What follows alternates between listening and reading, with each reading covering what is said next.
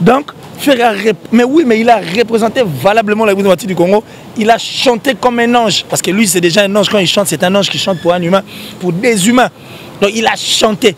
C'était le contact de la terre et de la voix. Et vous avez dit volcan. Là, vous avez volcan. Non, mais c'est un volcan qui se connaît. Tu n'as pas dit c'est un volcan. Il y a des gens qui veulent faire le fou ici. Sur le bois qui sous. Sur le bois qui sur le mot en cas concert. Il y a un manquement à la public. Voilà ce qu'on a dit. Justement, non, toutes ces personnes qui parlent de l'obité. Donc moi, je crois que Ferrego est libre. Ah, il est libre. Au petit moment, on est à bête, au pied à bête. Quand l'artiste, quand vous demandez de chanson à l'artiste, l'artiste fait quoi? Il chante. C'est à vous maintenant d'accompagner l'œuvre de l'artiste. Donc ils ont un grand travail à faire. Et puis même que Harmonie, la dynastie, l'Harmonie d'abord est un album qui est trop exigeant. Et c'est attention, ça dit c'est donné quoi, tu vois, ça dit il faut pas aller présent, gaulois et gauloise, n'a pas gladiateur, tout on trouve à soutenir l'artiste et faire rigoler. Tout le monde dans ces aussi que retour mon il y a bien la public, tu as vu quand même. Non mais le retour, je suis très content pour les retours et j'ai dit merci à l'artiste et tout parce que la featuring voilà, bah c'est ça makasi ouais. Parce que bango ba kotani na mboka na bango ne ba yoka bona mboka na. Ça dit tellement que ça bango, ça va ils ont aidé à ce que les chansons ba baye bango ba yoka ngo. L'air a sonné Toboko Tojibe Kumaluta. Congo Victoria TV abiso moko Tolanda tozua banuze. Congo Victoria TV ajibe Kumaluta les boss Tolanda tozua banuze. Bala poto, bana kin, bana Luanda, partout dans le monde. Congo Victoria TV à Bissomoko. Il y a Boss, JB Kumaluta, hein, le gouverneur. Check. Bonjour et bienvenue dans votre émission Micro Libre. Encore une fois, merci beaucoup pour la confiance. Donc, au bout d'un coup, et surtout merci parce que vous avez s'abonner massivement à Congo Victoria, vous avez partager, vous avez aimé ma vidéo, il y a un plaisir. Je dis d'abord merci beaucoup à celui qui est derrière la caméra. Guy Soloy, et la présentation, c'est bien moi. J'ai mis Maïbel, les gros bébés de la presse congolaise, hein. Donc comme vous le savez très bien, à la une sur internet, Maramedo Sal me belé, Maramedo me belé par tout autour, il y a concert raté, il y a Ferrego. Batumso le que non star à Salimpiaka, Batumso le que non producteur, bah qui bien té. D'abord concert où il fallait mettre le 12, bah ministre qui à la veille. Oh, déjà, qui manque à préparation. Alors, tout le monde tout l'artiste, notre star, Jésus de Niance Ferrego là. Et sur ce plateau, on a Melabino, il parle très bien, il est intelligent. Il se défendre par rapport à ma communion tout et puis là image tout le monde contrairement chez la maman la vraie version de Kozongo elle pas killer j'ai dit merci beaucoup à mon boss et j'en profite pour souhaiter joyeux anniversaire à mon boss JB Kumaluta le vrai pétrolier de Dallas la société la Rajemima Ibele FM depuis Paris FM Motomoko très bien Adosenga depuis la Suisse merci pour la soutien maman Anna Mokondi na Londres merci. Maman Belgique le y a 2, maman Belgique 4. Bato so lingara jemima ibele maman be ya banzutu babita et Vanda na Belgique. Donc Gisolo ye fungolanga na invité nanga, il s'appelle comme je venais de le dire Kilesi. Bato ba baxele gola. Tu habite so ndeni Killer bonjour. Bonjour, wa mané ba baxi gola. Ba fait na ba linga bino ba comme ka oh Kilesi gola. Non. Aza Kilesi Nadia. Nadia. Na bena Kilesi Nadia. Nadia, comment baba site? Yo c'est mon combo ya, combo ya la notice que non combo, yo non mon bali combo jolité. Nadia. Mais oui, non mon bali combo jolité. Non té. C'est ba fan mon bali mo azara na kisa ça. Alors ça va je crois traduction va film nigérien bo. Ba Mimi. Comme les Mimi. Ma pata. Le prénom ou non, ils en ont la notice. Donc, si on a prénom, non, c'est fort possible que ce soit Moututo et Kokanissa. Moi, je suis Kilesi, journaliste avéré, averti et des formations. Je n'ai aucun penchant, je n'ai aucune position. Je suis seulement réaliste. C'est-à-dire en étant réaliste et en étant vrai envers moi-même, c'est ce qui fait que au moment où on dirait na une appartenance mo or nga na osaka musala ndefo na salon po esenga bongo franchement so be ko tambala mon émission parce que na mo peut ba abonné mbotete ba téléspectateurs ba tala biso les abonnés à Congo Victoria Télévision, c'est bien ça? Congo Victoria Télévision. Je vous aime tellement mais na 5 peu bango ba s'abonner massivement à Killer TV. Déjà. Oh, ça date comme déjà à 1300 et quelques comme ça 300 ils ont avancé progressivement en tout cas. Je veux vraiment que bandeko ba s'abonner peu massivement et pas na biso parce que biso to linga to saka musala au Congo Victoria ezo sala. Ça dit un boulot bien quoi, donc un boulot qui permet à ce que tu relayer toute tes images à malonga à mboka na biso. To lingi soute ils sont libres mais ba rotala pour na mon année ba commentaire ba libre. Na ça moi je tourne jamais des émissions pour détruire qui que ce soit. Je ne dis que c'est qui est vrai. Pour nga problème les années. Place ka moli les années na torche. Trésor ni tu ba ouais là bien. Nga place moli les années na torche. So na mona ke makambo bo ça eza musika il faut na ba jumelle nga déjà. Na zoom ngo bla qu'est-ce qui se passe réellement quoi. Pour nous sommes fatigués de voir le journaliste perroquet. Nous en avons vraiment marre. Nous en avons marre parce qu'on dit que c'est un boulot noble. Alors en étant un boulot noble, il faut tout ça comme il se doit. Alors pour tout ça comme il se doit, qu'est-ce qu'il faudra faire? Il faut tout tes images. Il y a bien. Il y a musique, il y a culture, il y a mort en abisso. Mais qu'on ne vienne pas au nom de l'argent. Nous on dit qu'on soutient la culture. Mais nous on soutient la culture. Moi on ça la culture est bakufa.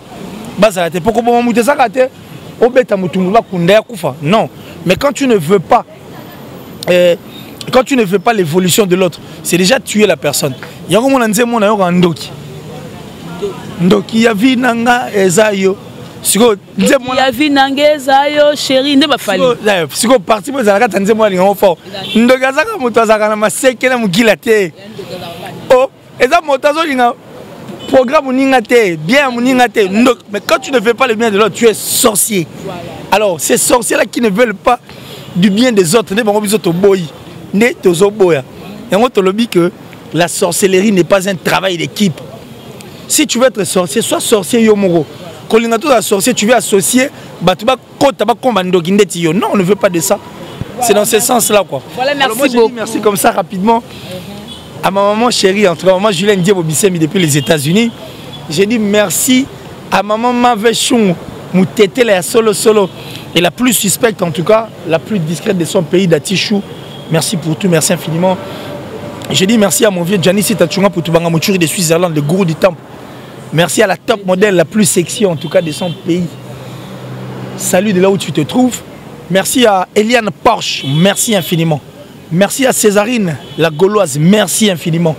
Merci à Bianca Gola, merci en tout cas infiniment. Et puis merci à Fabrice Emmanuel Kalonji ainsi que Westriga et puis Jean-Paul Binda Mats. Jean-Paul Binda Mastaki, plus rapide que le vent, plus fort que toutes les vagues des océans, toujours plus beau. Jean-Paul Binda. Et puis merci à Pisson Frappe qui m'assiste aujourd'hui. Nabo Saninani. Vieux Dylan Mampouya. Et puis maman Lanita. Maman Lanita. Merci. Hein, Frappe. Maman Lanita. Frappe. Fiston. Maman Lanita. Maman Lanita. Voilà, maman Lanita. Mais en étant bantou, non, mais là, Gabon a besoin de toi, il so Belgique, na France, il y a raté. Tu as pensé à la terre. Tu as au royaume Congo. Tu as le Congo, naka. Donc, maman Lanita, en tout cas, je vous salue, je vous aime infiniment et de tout mon cœur. Ça l'est bien, quoi. Ça, ils sont bien. Voilà. Et ça l'est bien. Bien. Non, vraiment bien. Bien, voilà. Voilà donc quand je vais Killer si balobi yazawana pour na kobongisa yaza place au le côté zali ya côté ce vérité. Beaucoup la vérité n'est que le mon vieux David Olito doux de caractère olinga Killer ba te belé o bosugo ba que non il parle trop bien le bo juger ce que le commentaire. Killer si.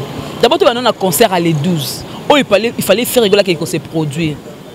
Na so ilipeka na mutu moko ya batukuna abino ba passeport salimba mama salimba ba mise ba okene concert dans à 18 heures mise ba comme qui na 15 heures na Côte d'Ivoire. Qu'est-ce qui a fait que au lieu un jour avant ba le même jour mais na 15 heures. Non mais c'est faux pas ça va passeport mba on est. Toi tu penses que une entreprise comme Jet Set on est rose là ne va prendre un passeport. Vous va na voyager les lo. Ba maman on est là. Ils ont stratégie orchestre. Le président de l'orchestre, peut-être na bureau na ena batutu, bah pourquoi ils ont fait ça et que le président Non, mais c'est tout à fait normal. Et ça, normal, rien n'est encore, rien n'est perdu dans ma campagne. Le plus important, il y a un concert à la lieu. Donc ça peut être les stratégies de l'orchestre. Peut-être que pour la bango, bon, comme le même jour. Et puis, on va voir, je me colle les assons des aguis à la tête. Et comme il est très compliqué, suivez à moi trop. Et puis, ça dit pas par rapport à aussi déplacé. Moi, je ne trouve pas. En fait, ça n'a pas cassé le carreau. Non, on a été pourquoi. Le important qui va concert, n'est-ce pas? Le plus important c'était les concerts, c'était pas faux fouillant. Ça c'est la 3 musiciens, 3 chanteurs, animateurs, encore. Mais il y a eu aussi des concerts aux États-Unis au Bakota, ma visa, bayema animateur comme appelle chanteur. Bayema 2 chanteurs gana président na bango, guitariste et moi avec un solo, ayena basse, oh muswana yekoto. Ça arrive. Ça nous l'est. Conduisez à moi trop. Et ça, nous en avions vu. Wenge à l'époque, on va voyager. Wenge à l'époque, on va voyager. Wenge allait voyager. Par contre, bateau va oser là-bas comme on a pote, on va comment. Bateau va oser là-bas comme on va commis. Il y a ma caméra, ma voyage. Je me suis dit, moi, le comme yoté au voyage, tes photos de mimoire rouge. Ça arrive. Ça sont des choses qui arrivent. Moi, je pense que ce n'était pas ça. En fait, le vrai problème. Le vrai problème, c'était de voir le Congo être représenté en Côte d'Ivoire à travers notre artiste qui est fait rigoler. Point barre. Si vous avez un solo, il y a concert. Baluki place pour beza la moniter tout en oubliant que ba sala ma beko les quand même oh selon le concert là qui réussit bon selon yo kasi pour na ngam na yambioté so yambenga ngo tout na question. Nous sommes ici là je ne suis seulement pas invité. Tu as dit Théo Sanina émission mais en étant tout en analysant n'est-ce pas on analyse donc son le mo linga toute raison ni tuna été. Non, regarde-moi, moi quand j'ai craché mon pied. Yo mutolobi. Ah yo no yoki. OK, c'est bon. Mais moi je pense que c'est une réponse en fait, une réponse du berger à la bergère surtout dans les guactu du net. Pour moi tout na so regarde-moi kendap. Ba yo qui en yoki de Côte d'Ivoire et ma regarde-moi ensemble avec l'artiste. O yoki ba kanga maloba. O yoki que ça texte ba yebi. Et puis on comprend que c'est la meilleure de toutes les chansons. Ah, donc regarde-moi ça a été. Moi je pense que la Côte d'Ivoire était tombée et la Côte d'Ivoire a été, en fait, le Congo a été représenté valablement par l'artiste de notre pays, Ferregola, qui fait la fierté de la culture et il a bien fait. Yomoni makoso avandi kimia. Ndomoni makoso rolobate, ndomoni batutu à Côte d'Ivoire barolobate parce qu'ils avaient affaire à un chanteur. La Côte d'Ivoire et yebi marambo malonga et yebi que République démocratique du Congo ba yebiso na musique et ba orchestre nyonso yo yebiso oké na kati oyo okutaka ezaki ba bête de scène et pas bête de chant so oké na OK jazz c'était une affaire de chanteurs so oké na Friza oké na Africa Jazz oyena et pas Pépé Calais l'Empire Bakuba oye pas Papa Emma même sur l'équipe na ba quartier latin oyena Wenge BCB oyena Wenge Maison Mère tu vas comprendre que musique na biso tu ebeli yango aw donc mais oui, mais il a représenté valablement la République du Congo. Il a chanté comme un ange. Parce que lui, c'est déjà un ange. Quand il chante, c'est un ange qui chante pour un humain, pour des humains. Donc il a chanté. C'était le contact de la terre et de la voix. Et vous avez dit volcan. Là, vous avez volcan. Non, mais c'est un volcan qui se connaît. Tu n'as pas dit que c'est un volcan. Qui est représenté par Ferregola. Et puis par contre, tu connais d'accord. Ça dit, regarde. Au moins, Vernon sera notre terre quand il était en vie. Vernon. Soit, moi, la borne. Jour Vernon, terre, Bandivakima. Il était véridique. Et puis, tellement il était persuasif, ce qui faisait que soit terre, tout va attentionner. Soit bien, alléluia, c'est ça qui s'est passé en Côte d'Ivoire. C'est-à-dire, les chanteurs Ferregola est venu chanter en Côte d'Ivoire. Et là, on y est, on a Ferregola en train de chanter au nom de la République du Congo. Ils étaient tous là en train d'écouter. C'est-à-dire emporter, planer au même moment avec l'artiste. Très bien dit qu'il est si. Parlons, tu vas comprendre très bien. Il y a 3 musiciens au Sahel. Au Sahel, Ferré, Innocent. Moi, je suis pour la culture. Moi, je suis pour la culture. Mais quand toi, tu ne veux pas, de ces artistes qui font la force de notre culture. On a ce qu'on est à plateau, on a expliqué ce qu'on est vérité. Moi, je suis pour tout le monde. Mais si vous ne voulez pas le bonheur de notre culture à travers nos artistes et musiciens qui font bien, mais on est là.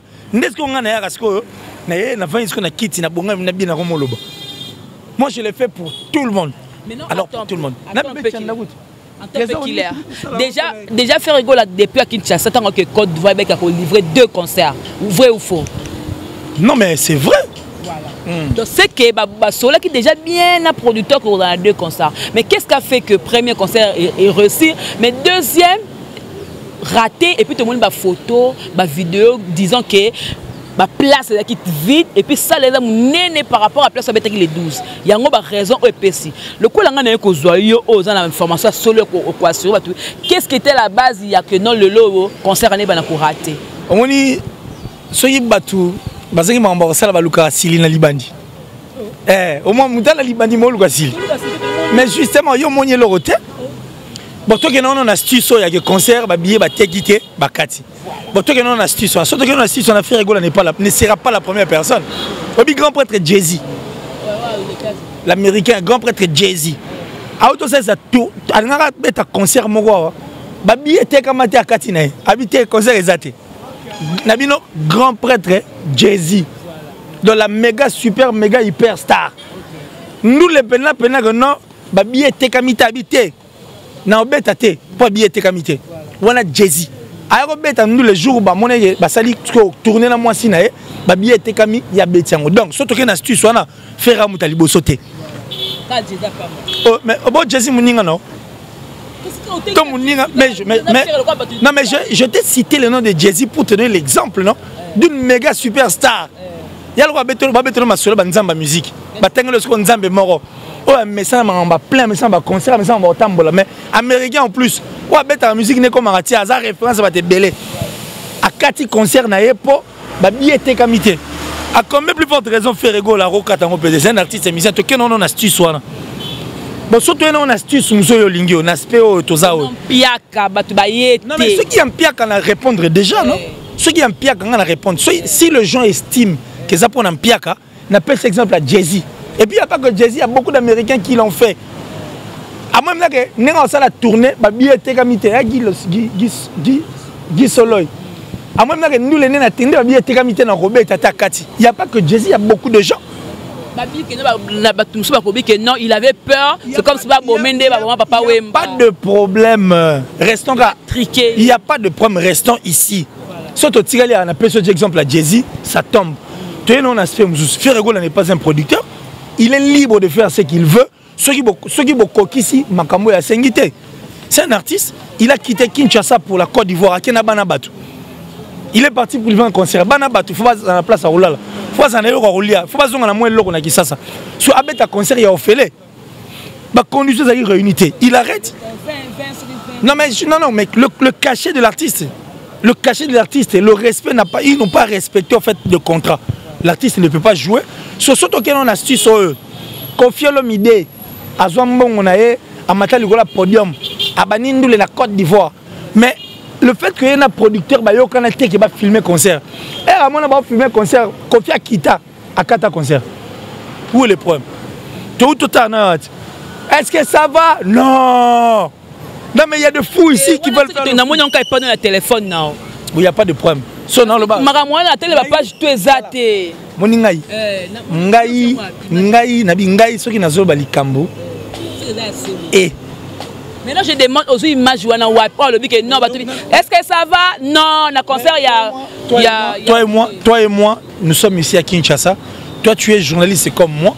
Et je pense que ça, c'est une investigation. Il y a des questions aussi sur le oh, mais il y a aucune question pour ça. Et ça, mais voilà, tu dois maintenant aller au bêta sur Internet, tu verras. Alors, il y a des gens qui veulent faire le fou ici. Sur le bois qui sous. Sur le bois qui sur le mot en cas concert. Les gens manquent moins la public. Voilà ce qu'on a lobité. Justement, non, toutes ces personnes qui parlent de lobité. Donc, moi, je crois que Ferrego est libre. Il est libre.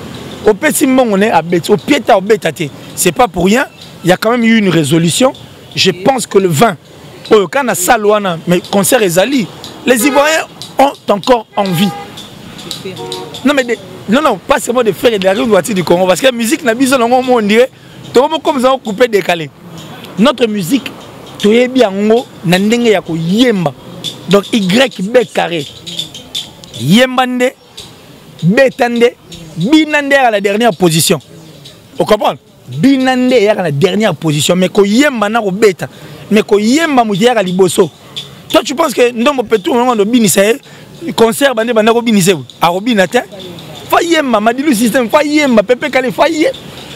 Papa m'a chanté. Ça dit, c'est le chant au fait, c'est la voix. Il y a un moment où banga siko ko yeba tena ko banga. Ndeko motina ba sala makambo ba ko sala wala. C'est la peur. Avec les pays au moins maintenant feedback ne ba fan et puis ba en français. La main va danser. Ama la main. Tout le monde danse. Aussi que retour mon boya bien la public. Tu as vu quand même. Non mais le retour je suis très content. Je suis très content pour les retours et j'ai dit merci à l'artiste et tout ba sala featuring voilà. Ba c'est Moussa Makasi ouais. Parce que bango ba kotani na mboka na bango ne ba yoka bona mboka na. Ça dit tellement que ça va ils ont aidé à ce que les chansons babaye bango ba yoka ngo. D'un côté positif il y a artiste. Il faut que nango na ndeka yo kendeleli yango papa. Le côté positif qu'est-ce que j'ai dit? J'ai dit merci. Merci à l'artiste ba sala featuring. Pas l'artiste biso. Mais oui, ce sont les efforts fournis par ces artistes là qui ont fait que ba to bazong ça ndengo là. Mais crainte tu quoi il y a public babi ndenge pe les parts d'accord en français tout le monde a erreur ndenge bimi ba kati tout le monde déjà ba un maman et bimi ils vont quand l'album va sortir tout le monde va sera rigoler de joie ba français moi déjà ba mona que c'est que et l'homme a longué malango te un pays francophone ba français artiste mso ba ba ngote yo yebit ba sidiki diabate pe so ko ba français ah ça ba français te faux fian oyemba omoni oyemba obeta tika comédie boyemba. C'est la voix, c'est les chants. Mais langue c'est pas important parce que on ne refuse pas la communication, oui. Mais l'artiste est libre, ça va obligé de parler en français. Alors je peux interpréter ça et l'autre. Ils ont envoyé Mbandé. Ils m'ont envoyé. Ouais, comme il faut, on est j'ai eu belé. Il y a un mouton boy. Surtout qu'il y a un beauté, j'ai eu au liangai. Mais toi on a un il y a moi bassin mani. Na bassin na za danger, yo tire na bassin ka. Oh, toi que la beauté t'es bassin. Oh, c'est quoi ça? Mais la vidéo pas kala oh fallait ça la rappellerait mon boy appartenant à se corriger. Je suis né en décembre le 14 février. À corriger. Moi je ne suis même pas là en langue. Na problème les alliés hein. Non mais moi je ne suis pas là en langue. Yo ba prendre les sentinelles et comment la sentinelle. Il y a beaucoup de choses qui se disent, même les Français, même pour ton information. Sur TV5 na Tongo, il y a une émission, merci professeur. Balaksa français n'est pas français. Il faut accorder. Biso pesa la lucarne avec Kibambi Shinto. Bon, si vous bon, français. Baluki Mouta la on est niveau le bango. Bon, on fait rigoler la faut tenir rigueur, toi Ranson. Nous sommes mais vous défendre. Mais ça il m'a fait l'effort que à comme la France n'a comme un écoute, nous pour nous le plus important c'est que notre musique ici je parle pas en temps. Moi je suis pas un Gaulois.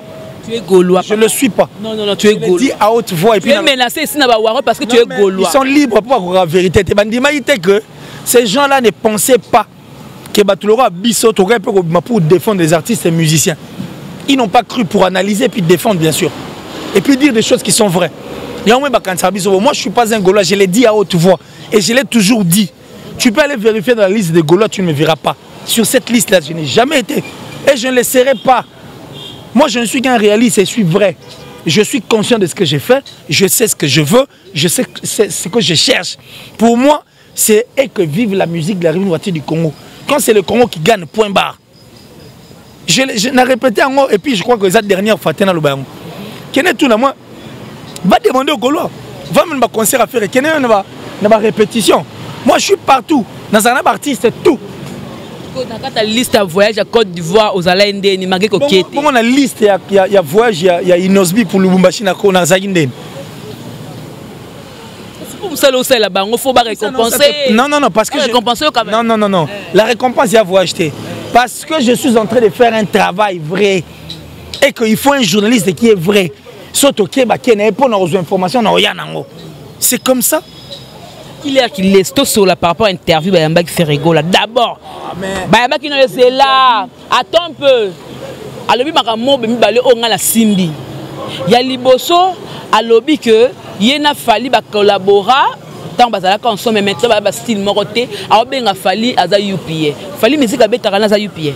Té na ndenga logique. Yo mona interview. Tu as vu?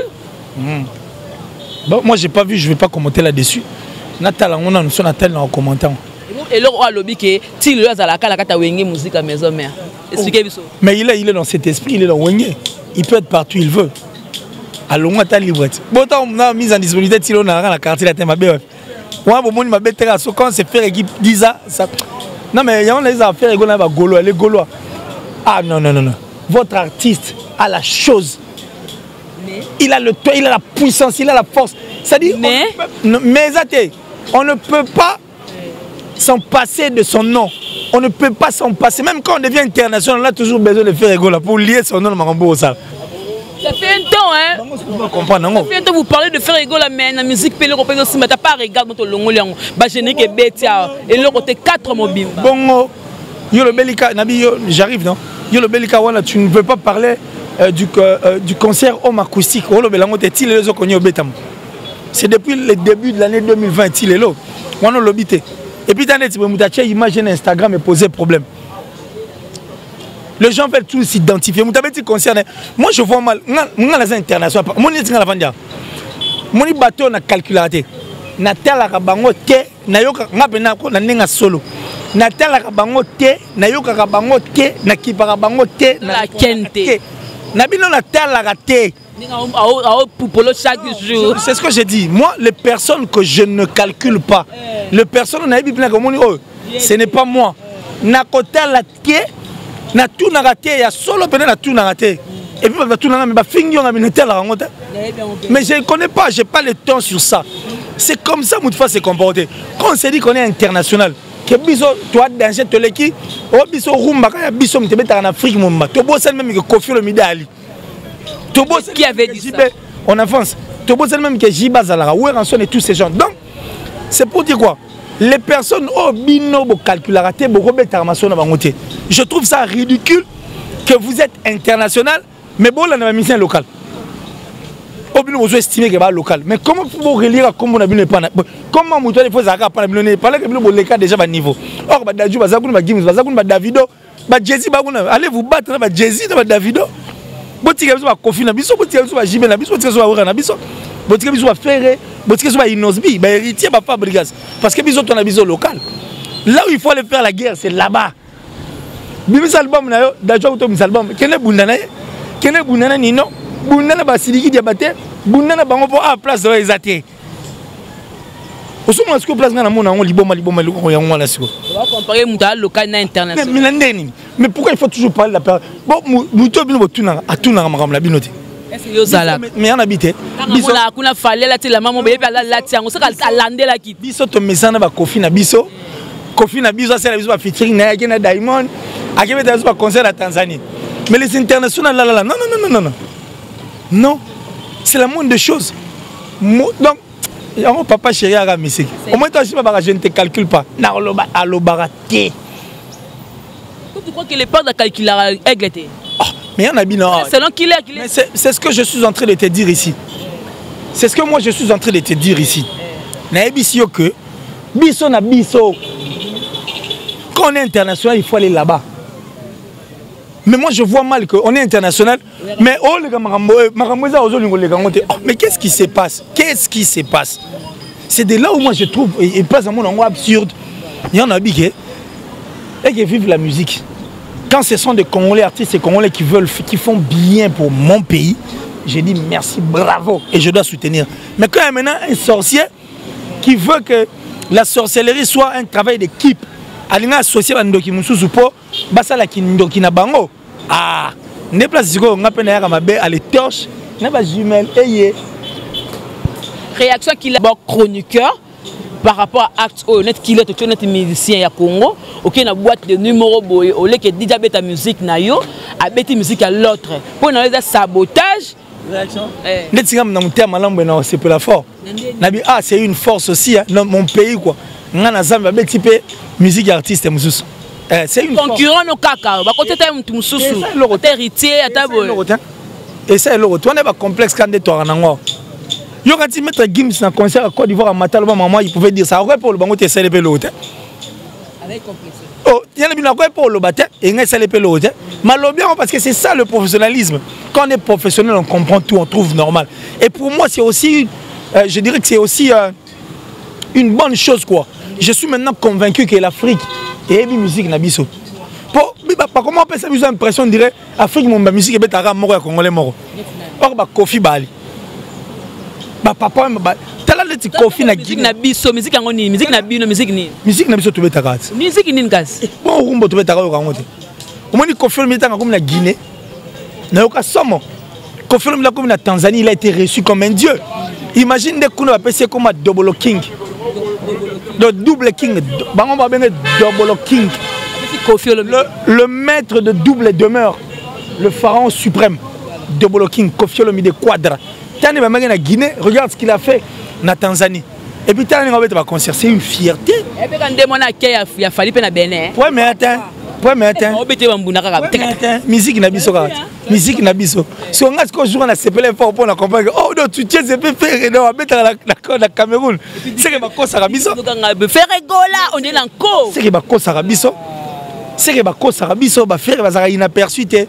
Ba Kofi n'en parlons pas. Le double king, le king d'Afrique. Donc voilà comment c'est un grand plaisir. Surtout que on a né moi. Na siège va te faire au Solana nani. Non, bien. Non, non, non.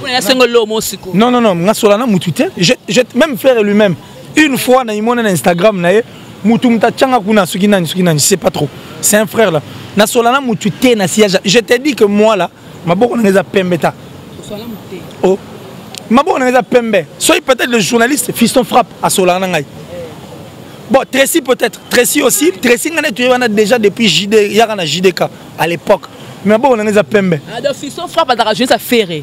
Fiston Frappe, c'est mon frère. Il écoute pas le sillage parce que lui, il est le père de la révolution. Lui, au moins, quand il est dans ses émissions, il parle de faire rigolo. Alors, quand tu as. Il a tout le monde parce que on appelle la Nini. On a la single DJ Côte d'Ivoire. Pour Babi Misaï. Mais bon, on a Pembe. Il va suspendre. Il va suspendre. Pour pas donc c'est la moussala. Non, bon, on a Pembe. Je suis sûr que je ne suis pas un Gaulois, je n'ai jamais été. Mais je suis seulement sur la bonne voie. Même le padre lui-même sait que moi je ne suis pas Gaulois. Il sait que je suis un journaliste vrai, avéré, averti. Et qui ne dit que la vérité. Point barre. On avance. Claire, on tend vers la fin de cette émission. Maintenant pour la vérité, qu'est-ce que tu peux dire par rapport à Biro? Parce que dans l'émission, tu auras que Biro a fait rigoler là-bas, Biro a fait rigoler là-bas, maintenant, étant que Biro a vérité, qu'est-ce que tu peux dire par rapport à Biro? Moi, erreur, qu'est-ce que tu peux dire? Certes, que mauvaise troupe est à la rater, chef Kandé à la Mabé. Mais moi ici, je vais m'adresser aux Gaulois et Gauloises. Les Gaulois et Gauloises doivent savoir que Marambo, au moins leur charge, la charge na bango yango. Ce sont eux au fait qui sont à la base de tout ça. Parce que bango maza force et artiste. Bango il faut accompagner l'artiste na bango. Quand vous demandez de chanson à l'artiste, l'artiste fait quoi? Il chante. C'est à vous maintenant d'accompagner l'œuvre de l'artiste. Donc ils ont un grand travail à faire. Et puis même que Harmonie la dynastie, l'Harmonie d'abord est un album qui est trop exigeant. Et c'est attention na ça dit, c'est donné quoi. Tu vois, ça dit, il faut pas aller présent. Gaulois et Gauloises. Na ba gladiateur, tout on trouve à soutenir l'artiste et faire rigoler. Et l'album Dynastie également. Et c'est une énergie, et c'est une idée, et c'est un soutien, et c'est une force. Et puis ils doivent apprendre à soutenir les personnes et les chaînes qui viennent parler au nom de leur artiste. Parce que ça vaut la peine. Il faut faire comme les autres. Et c'est important, la communication elle est importante. Vous devez miser, vous devez être là. Et vous devez vous donner corps et âme pour votre artiste. Et cela est une force. Et c'est la moindre des choses. Pour ça, vous êtes tellement nombreux, mais c'est étonnant. Et ça étonne qu'une émission il y a Bino à Sali, on est belle ou on autant l'émission belle, il y a 5000 vues. Mais c'est anormal. Vous regardez une émission de Fiston Frappe, il y en a 765 vues. Mais c'est anormal. Vous regardez l'émission de Charlie Prince, une émission qui a le fait, mais pas de soutien. C'est de là où maintenant vous vous rendez un peu libanda. Comprenez que votre artiste a la chose, il a l'aura, il a l'étoile. Azo pesa makamu tande likamune likapamba te. Bakomo lande même na bloga badete amike kasi force artiste yango na. Atielo na Instagram première fois et pesi liboma. C'est comme ça que les gens, c'est comme ça que vous devez comprendre que votre artiste est fort. Alors, qu'est-ce que vous devez faire? On doit semer. Il n'y a pas de problème. Qu'est-ce que vous devez faire? C'est accompagner votre artiste parce que lui-même tel qu'il est là, il a tout. Ferrego là, le roi RDC. Et Nyon Sianakati. Il peut faire tous les styles de musique. Au moins, on a aussi Pepe Kalena et Madilou. On a un concert à l'Ipanda. Ah, Madilou perd son âme. Oh, Pepe Kalé. Non, mais frère est là, c'est du lourd. Voilà, nous sommes à la fin de cette émission. Qu'est-ce que je peux dire? C'est du lourd. C'est lourd. Et puis, quand on a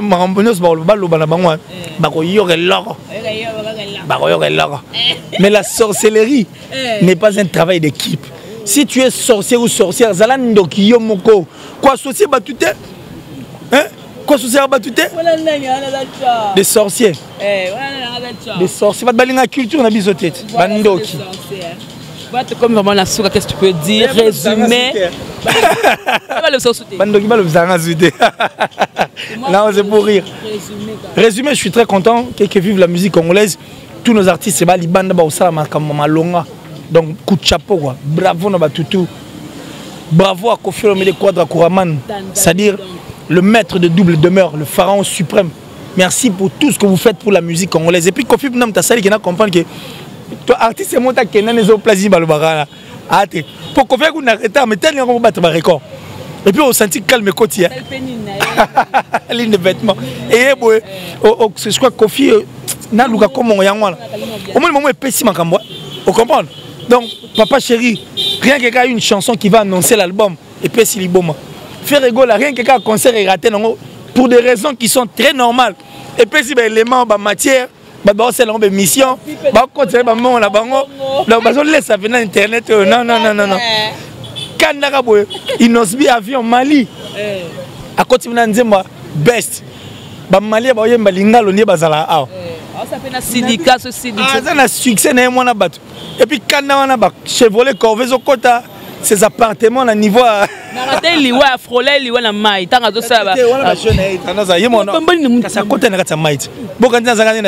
Mais il était libre de faire ce qu'il veut, quoi. Il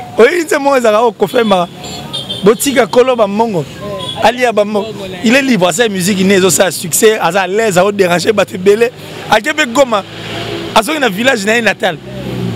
Il prend le luxe de faire sa folie avec son argent. Ça l'est bien, quoi. Ça va jouer. Non, mais c'était fort. Hein. C'était vraiment fort. Merci à Héritier Watanabe également, parce que c'est aussi une force. À cœur, ça part vraiment. Non, mais l'album est Togo. Carré. C'est que qu'il y a eu comme ça bon poignet. N'a pas problème parce que mami banze motu na ya brigade. Je veux pas entrer dans ça. Ba krito boki wana c'est brigade mabe na ngozap. Yo ebi ndombolo temps ba boka ngona 96. Ndombola no Kofi azwango depuis 96 ti 2001. Oh, siko mabe na ngozap. Maman plein na plein. Bon que c'est monsieur azwango ti. Siko yo mabe na ngo place dans les années. Ce qui réellement ça ate bo isa brigade ondimi. Brigade abetango yebana te. Oh bongo yo yebango. Ezaka na cadre chiffre. Nzembo Whitney Houston na beta. Nzembo ya po yembo kwa matara makasiona. Au moins Nzembo na eza Whitney Houston, c'est une chanson chantée déjà par une dame avant et yo kanate mais Whitney Houston a joué na piano makam où est le mal. Mabe na ngo zap. Nzembo ya wow ce wow qui y a Rihanna je crois. C'est une chanson qui a été chantée avant. Et yebanate so Rihanna tanga yebango yebani mabe na ngo zap. Mais tazoni tata yomo.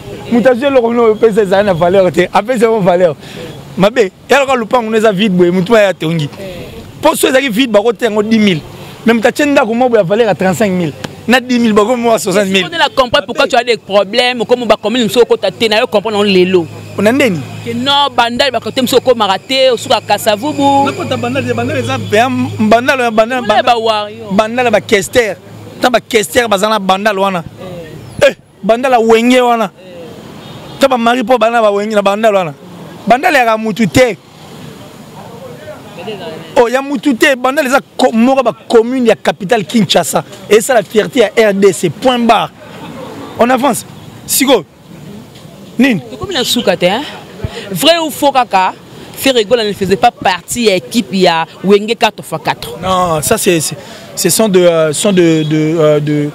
je dirais, bon, pas de faux fouillants, mais ce sont des fausses informations. Nous avions vu. Non, mais Blaise, il est libre de dire ce qu'il veut. Blaise, il est libre en tout cas de dire ce qu'il veut. Mais du moins, tout le monde a fait rigoler dans le concert. Nazaire numéro 1. À Oboaga, JBP Bazawana. Et puis on a vu faire rigoler avec l'orchestre en Côte d'Ivoire, na Burkina Faso. Soit comment on a dit. Aïe Maranen ici faisait pas partie. Nabia, Wenge doit être fier de cet artiste aussi. Wenge doit être fier de ces artistes. C'est pourquoi ce moment-là, Moutasale Michel Biono, Wenge était en polémique, Wenge est impoli. Et puis Wenge va nier étaler le bel côté.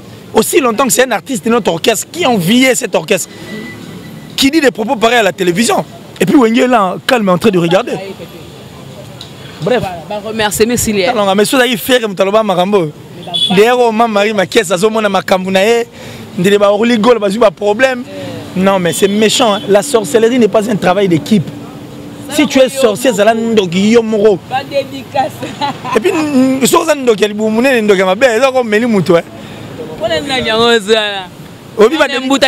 non, moi, il ne faut pas citer le nom des gens ici. Non, moi, je ne cite pas le nom des gens. Je parle de personne, moi, je n'attaque personne. Trésorier. Non, arrête de dire. Moi, je n'ai jamais eu peur. Tu as peur? Je suis un grand esprit. Arrête ça. J'arrive. Je suis un grand esprit. Je l'ai toujours dit que moi, je suis pauvre peut-être extérieurement comme ça. Mais en esprit, je suis un milliardaire.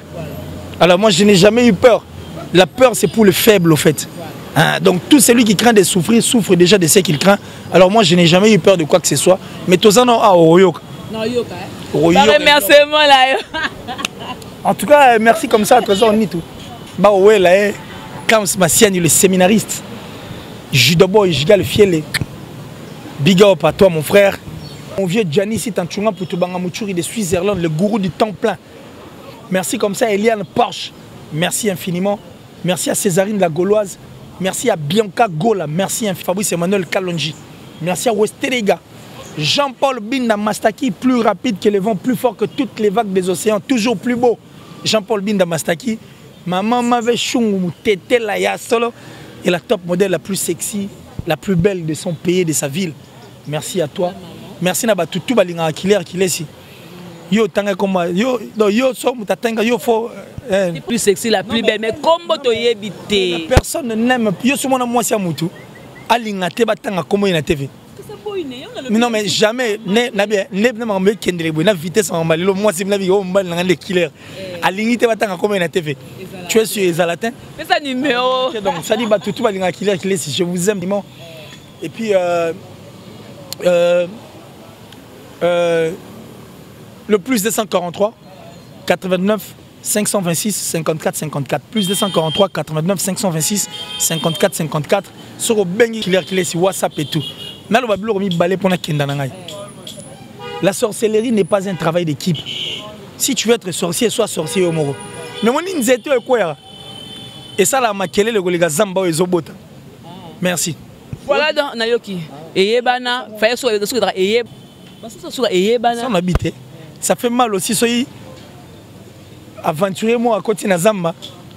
À Katine, c'était mobile, m'a venu le poste à cure-dent. Ah, mais attends. C'est pas avec une bisou. Hein. C'est vrai ça. Allez. Voilà.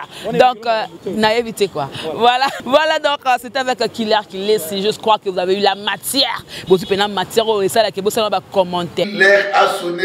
Bokoto Jibe Kumaluta. Congo Victoria TV abiso moko tolanda tozua banuze. Congo Victoria TV Jibe Kumalota les boss tolanda tozua banuze. Bala poto, bana kin, bana Luanda partout dans le monde. Congo Victoria TV abiso moko. Ya boss Jibe Kumaluta, hein, le gouverneur. Check.